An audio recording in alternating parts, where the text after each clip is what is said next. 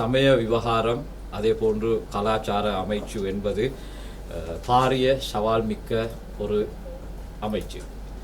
குறிப்பாக சமயங்களுக்கு மத்தியிலும் கூட இந்த அமைச்சை கொண்டு செல்வது என்பது அங்கு காணப்படுகின்ற வேறுபட்ட கருத்தாடல்கள், கருத்து முரண்பாடுகள், பல்வேறுபட்ட பிரச்சனைகள் இவைகள் அனைத்தையும் மிக நிதானமாக அவதானித்து நடைமுறைப்படுத்த வேண்டிய ஒரு அமைச்சாக நான் இதனை பார்க்கின்றேன்.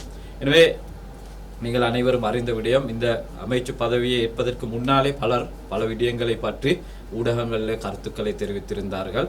எனவே அந்த கருத்துக்களுக்கான மிக தெளிவான பதிவை எனது அமைச்சர் அவர்கள் மிக தெளிவாக வழங்கினார்கள். நாம் எவ்வாறு எமக்கு எதிரான சவால்களை, எமக்கு எதிரான குற்றச்சாட்டுக்களை பார்க்கின்றோம் என. எனவே அந்த வகையில் இது சவால் மிக்க ஒரு பயணம், சவால் மிக்க ஒரு பதவி.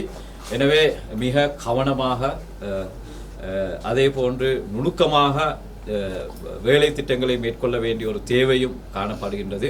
எனவே நான் நினைக்கின்றேன் எமது அரசாங்கம் அந்த வகையிலே அனைத்து சமூகத்தினரும் அபிலாஷைகளை நன்றாக புரிந்து அதனூடாக செயற்படுகின்ற ஒரு அரசாங்கமாக காணப்படுகின்றது.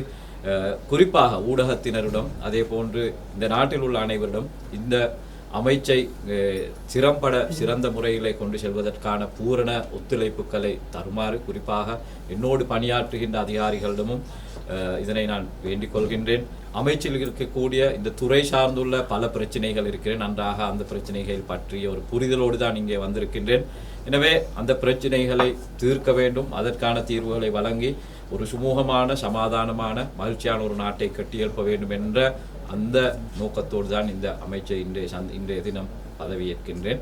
எனவே அந்த வகையில் அனைவரது ஒத்துழைப்பையும் எதிர்பார்த்தவனாக இன்றுதான் பதவியை பொறுப்பேற்கின்றேன். இதன் பின்னர் தான் இந்த அமைச்சு தொடர்பான விடயங்களை பற்றி குறித்த அதிகாரிகளுடன் கலந்துரையாடி உள்ள பிரச்சனைகள் சம்பந்தமான தீர்வுகளை வழங்குவதற்கான முயற்சிகளை மேற்கொள்ள முடியும். எனவே இப்போதுதான் இந்த அமைச்சின் பொறுப்புகளை பாரமெடுத்திருக்கின்றேன். இதன் பின்னர் தான் அமைச்சோடு தொடர்பான பல விடயங்கள் காணப்படுகின்ற அந்த விடயங்களை கலந்துரையாடி நான் நினைக்கின்றேன் ஒரு நல்ல, நியாயமான, நேர்மையான தீர்வுகளை வழங்க கண்டிப்பாக முயற்சிப்பேன்.